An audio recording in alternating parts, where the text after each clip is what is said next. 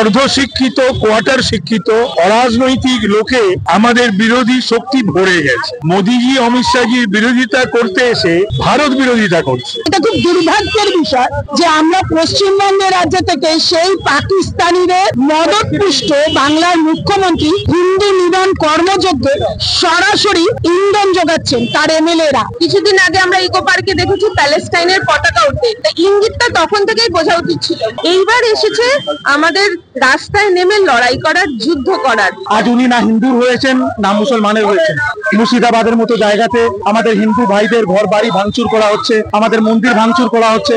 মুখ্যমন্ত্রী মমতা ব্যানার্জি পুরোপুরি চুপ।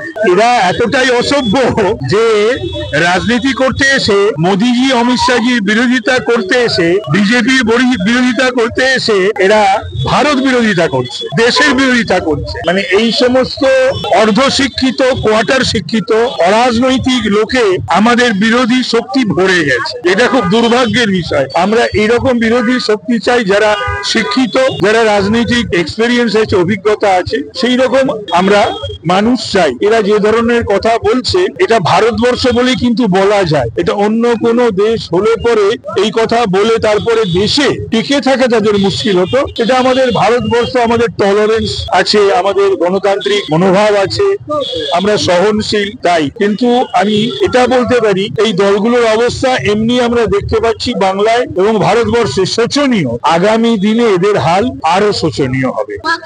ভোলাতেই নাকি এই জঙ্গি হামলা, এমনটাই দাবি করছে তৃণমূলের মর্জিনা খাতুন। কে? মর্জিনা খাতুন। জানি না, যার তার নাম বলবেন, চিনি না, তার প্রতিক্রিয়া আমি দিই না। মুখ্যমন্ত্রী মমতা বন্দ্যোপাধ্যায় জগন্নাথ মন্দির উদ্বোধন করছেন কালকে।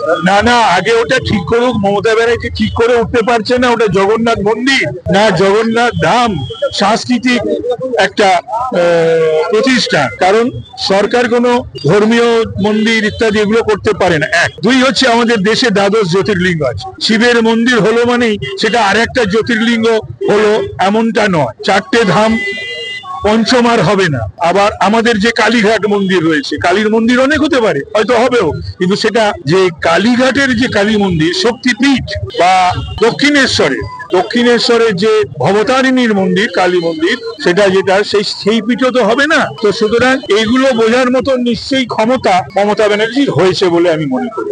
পাকিস্তানিরা আজকে হিন্দুস্তানের বিরুদ্ধে একটার পর একটা সন্ত্রাস চালাচ্ছে, আর এটা খুব দুর্ভাগ্যের বিষয় যে আমরা পশ্চিমবঙ্গের রাজ্য থেকে সেই পাকিস্তানিদের মদতপুষ্ট বাংলার মুখ্যমন্ত্রী হিন্দু নিধন কর্মযজ্ঞে সরাসরি ইন্ধন যোগাচ্ছেন তার এমএলএরা, এবং তিনি নিজের সিএম। আজকে এই সময় আমার মনে হয় খুব দরকার, শুধু বিজেপি নয়, সারা ভারতবর্ষের হিন্দুদের একত্রিত ভাবে এর প্রতিবাদ করা এবং একত্রিত হওয়া। এর বিরুদ্ধে একটাই কথা বলা যায়, হিন্দু যদি বাঁচতে চাও বিভেদ ভুলে এক হও। তাই এই আমাদের এখানে জড়ো হওয়ার একটাই কারণ, আমরা এরকম সময় আর এরকম দিন জানি আগে না আসে।